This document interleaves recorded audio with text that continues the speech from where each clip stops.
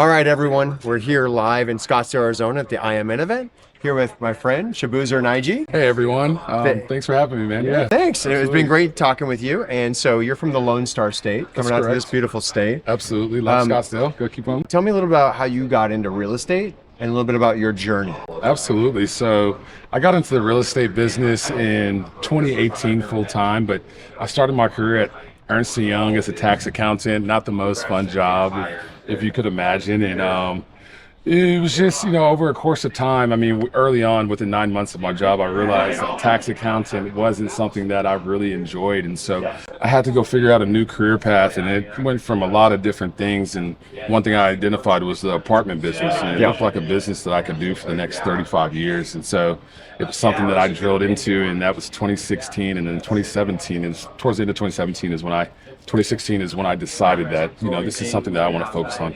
So all of tax season of 2017, I listened to 8 to 10 podcasts a day, taught myself the apartment business. Super cool. And then the rest is history, man. When having the financial background, knowing accounting, tax practices can really help. Exactly. Yeah, it's a lot of analyzation. It did help. And now in your role, you're helping owners, investors, developers, exactly, asset managers, absolutely, cross hands, deals to happen, and then looking at profitability. I imagine. Exactly. Yeah, we'll hop on calls with our people that we've sold deals to, and they meet with their management companies, and they're having their weekly or quarterly calls, and we'll advise on where we think rents should go to, where they can save on expenses. So we're always advising. And yes, my accounting background did help me pick up this multifamily business at a very young age and get into the business at an early start, for sure. Awesome. So we're here at IMN. Tell me a little about, obviously there's a mix of people here. There's multifamily, SFR, BTR, a whole mix. Yep. All types of asset classes, sectors, geographies. What do you focus on? Do you focus on multiple geographies? And tell me a little more maybe about GREA and your focus in the business. Absolutely. So GREA, we are a specialized multifamily, single-family scattered portfolio and BTR firm. That's all we focus on. We focus on heads and beds, and specifically, I focus on Dallas, Texas, multifamily, single-family scattered portfolios and BTR. And it's probably, I would say that's probably 10 to 20% of our business here in Dallas. And we have about 12 offices across the nation, throughout the Sun Belt majority. We'd like to build out into Colorado, Utah, and Arizona, but we're working on getting offices out on the West Coast. But we focus on multifamily, the disposition and sale.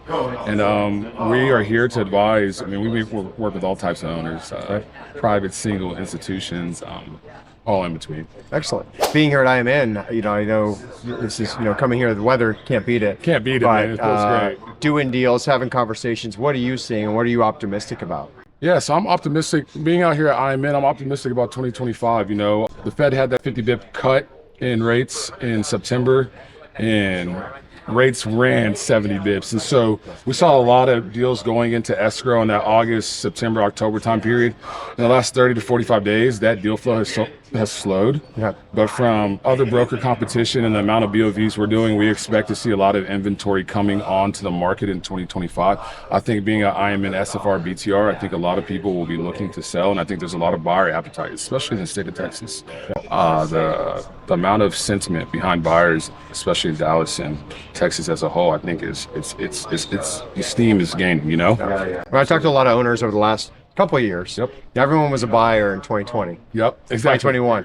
Then 2022, 2023, everyone turned into a seller. Yep. And now in the last couple months, even earlier today and yesterday, I've talked to a lot of folks who are buyers again. Exactly. And they're okay releasing, but they're back to the sentiment, I would say, of like 75% buying, 25% selling. Exactly. What does it look like during the holidays and as you get into the new year? Because is there effectively a delay in that uncertainty around where rates will be? Yeah. Do you think it takes a couple months, or is it like, no, January, come NMHC, there's going to be plenty of deals happening? I think there's uncertainty around rates in this latter half of the year. I think there's 30 days left in 2024. Okay. And just with the holidays, and it hasn't been the easiest year for housing, I think a lot of people have decided, they're going to retire for the rest of this year. But with rates uncertain or not in 2024, when everybody's back in the seat, we'll have a few listings out. I know a lot of my competition will be coming out with listings post NMHC, and so I think buyers will be chopping at the bit to offer or dig into deals, and I think the sentiment's high. If the deals will make, that'll become another question, because in 2023 there was 180 listings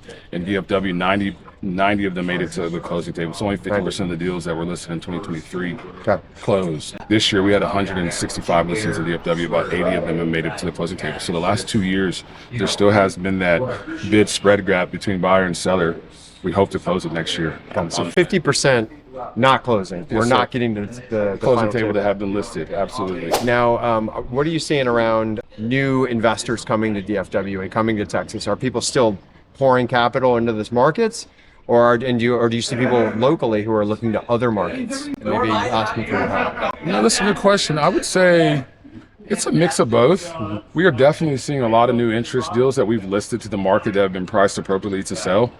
We're still having 20, 30, 40 tours on market. So the investor demand in DFW is still very, very strong.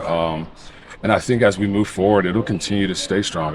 The fundamentals in DFW are such that the job growth and population growth for such a long time has sustained. I mean, I think since the first day of 2010 till now, 350 to 400 people have moved to Dallas a day. And so as reinvestment comes into the housing industry, as it always will, I think Dallas will definitely attract a lot of new equity looking to break into the market for sure. And we're hearing a lot of it. We're seeing a lot of people come to these conferences that have not yet broken into the market that are excited for the future here. Are you seeing more, infill, the urban density continuing to happen, or are you seeing a lot more movement towards the suburbs and expanding north and east? I'd say it's been a lot of suburbs. I think that is, a desired B, C, A multifamily in the suburbs. I think that has been strongly desired in the DFW market. I think we'll see a return to the interest in the infill as time goes. But post-COVID, I think the story on suburban, especially with BTR product and things of that sort, you've seen a lot of that stuff being built out of the ground in Dallas-Fort Worth in the last 4 to 5 years. And I think that trend will continue to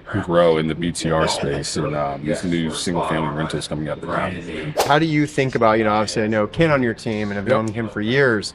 How do you think about mentoring leaders and for yourself? Is there anyone who's, helped you in your career you want to call out? Absolutely. That's great. No, I'm glad that you've asked me if I've ever been helped. Yeah.